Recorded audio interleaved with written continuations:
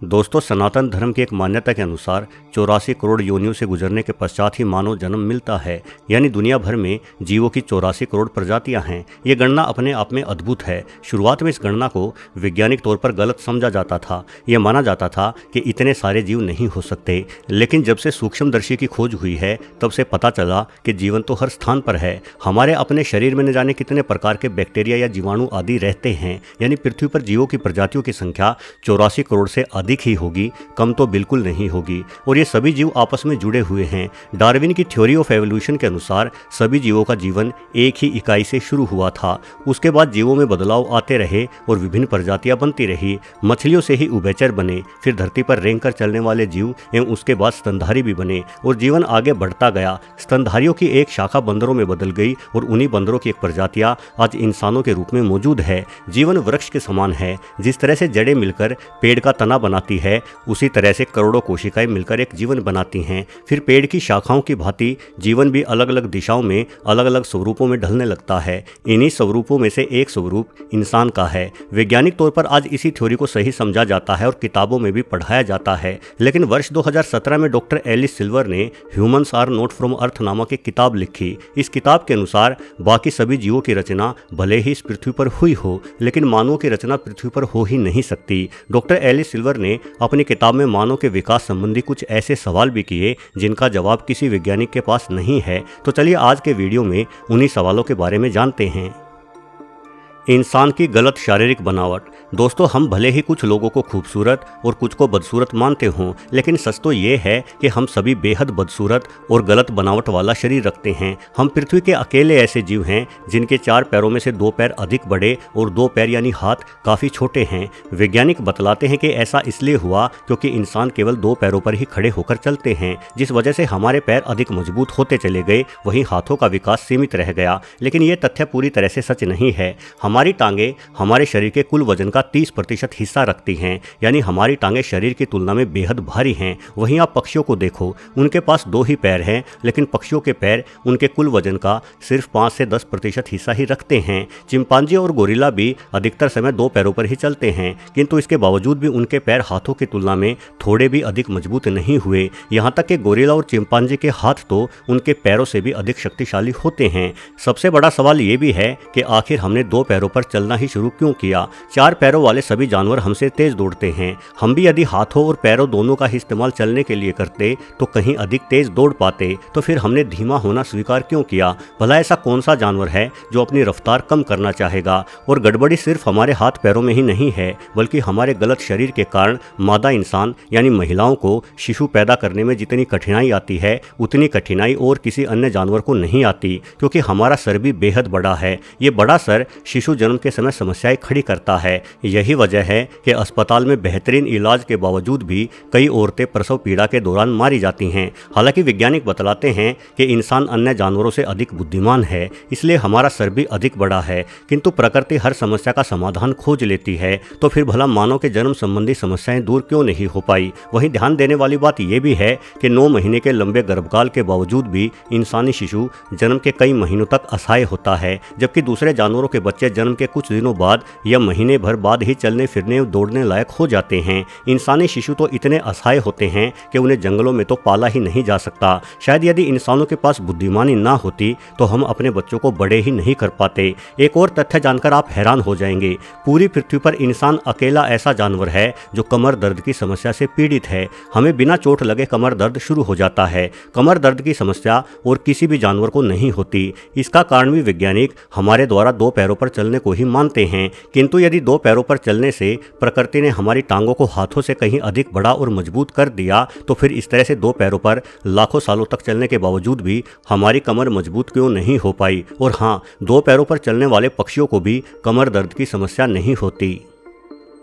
इंसान तेज रोशनी एवं धूप नहीं सह पाते।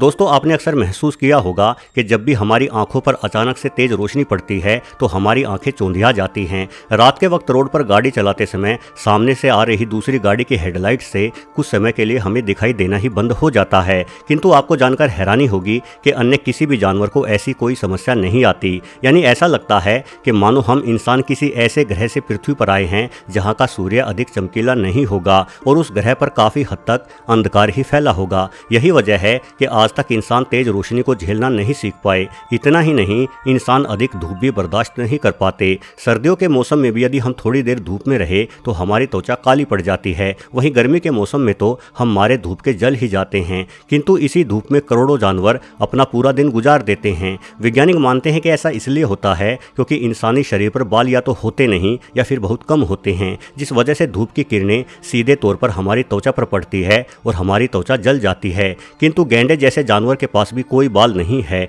वहीं भैंस के शरीर पर भी बाल बेहद कम होते हैं। हाथियों की त्वचा भी बालों रहित है। तो आखिर इन जानवरों की त्वचा धूप से प्रभावित क्यों नहीं होती? असल में हाथियों या गैंडों और भैंसों की त्वचा भी बेहद मोटी होती है और ये मोटी त्वचा ही इन जानवरों को धूप से बचाए रखती है। कुल मिलाकर प्रकृति ने सभी जानवरों को पृथ्वी की गर्मी सहने के काबिल बनाया है। कुछ जानवरों की त्वचा मोटी है तो दूसरी ओर पतली त्वचा वाले जानवरों के शरीर पर बाल दिए गए हैं। तो फिर ऐसा इंसानों के साथ क्यों नहीं है? ना ही हमारी त्वचा मोटी है और ना ही हमारे पास घने बाल हैं। वहीं हमारे सबसे अधिक नज़दीकी रिश्तेदार समझे जाने वाले चिंपांजी और गोरिल्ला के शरीर पर भी घने बाल पाए जाते हैं। यानी जिस ग्रह से इंसान पृथ्वी पर आए हैं उस ग्रह पर ना ही तेज रोशनी होती थी और ना ही तेज धूप। हालांकि कुछ वैज्ञानिकों का यह भी दावा रहा है कि पहले हमारे शरीर पर भी घने बाल पाए जाते थे, किंतु आग की खोज की वजह से हम हमेशा ही आग के आसपास बने रहने लगे, जिस कारण हमारे बाल जलते हुए खत्म हो गए। किंतु मानवों के प्राचीन अवशेषों के अध्ययन से हमें यह पता चलता है कि इंसानी शरीर पर बाल आग की खोज होने से हजारों साल पहले भी नहीं थे।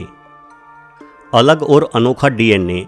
दोस्तों, आपने अक्सर सुना होगा कि इंसानों का डीएनए चिंपांजी और गोरिल्ला से 98% तक मिलता है, लेकिन ये दावा अधूरा सच है। दरअसल पृथ्वी के सभी प्राणियों के जीन्स आपस में मिलते हैं क्योंकि सभी प्राणियों का जन्म स्थल यही पृथ्वी है। किंतु हाल ही में वैज्ञानिकों ने इंसान में 200 से अधिक ऐसे जीन्स खोजे हैं जो पृथ्वी पर मौजूद किसी प्राणी से कोई मेल नहीं खाते।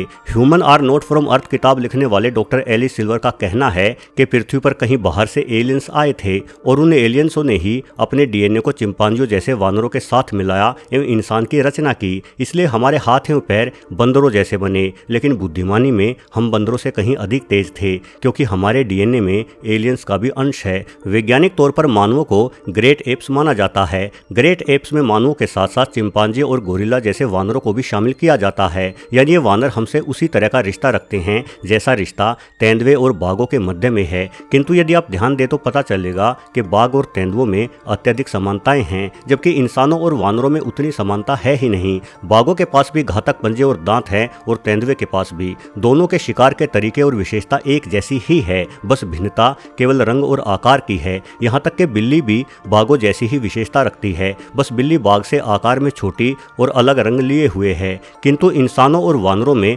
असंख्य असमानताएं हैं, बालों से लेकर चलने के तरीके तक, बोलने से लेकर सोचने तक। इसलिए वैज्ञानिक कहते हैं कि पृथ्वी पर ऐसा भी जीव जरूर रहा होगा जो इंसानों और वानरों के बीच की कड़ी था और हमारा विकास उसी जीव से हुआ है। लेकिन आखिर वो जीव कहाँ गायब है? हमें आज तक उसके कोई अवशेष क्यों नहीं मिल पाए?